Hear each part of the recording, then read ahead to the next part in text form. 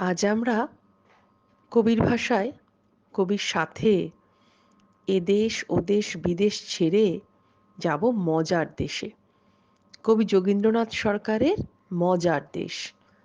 এক যে আছে মজার দেশ, সব রকমে ভালো। রাত্তিরেতে বেজায় রোদ, দিনে চাঁদের আলো। আকাশ সেটা সবুজ বরণ, গাছের পাতা নীল।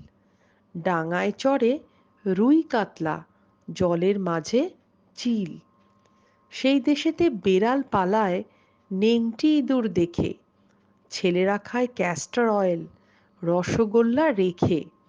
মন্ডা মিঠাই তেতো সেথা, ওষুধ লাগে ভালো। অন্ধকারটা সাদা দেখায়, সাদা জিনিস কালো। ছেলেরা সব খেলা ফেলে বই নিয়ে বসে পড়ে। মুখে লাগাম দিয়ে ঘোড়া লোকের পিঠে চড়ে। ঘুড়ির হাতে বাঁশের লাটাই, উড়তে থাকে ছেলে। বড়শি দিয়ে মানুষ গাঁথে, মাছেরা ছিপ ফেলে। জিলিপি সে তেড়ে এসে কামড় দিতে চায়। কচুরি আর রসগোল্লা ছেলে ধরে খায়। পায়ে ছাতি দিয়ে লোকে হাতে হেঁটে চলে। ডাঙায় ভাসে নৌকা জাহাজ, গাড়ি ছোটে জলে।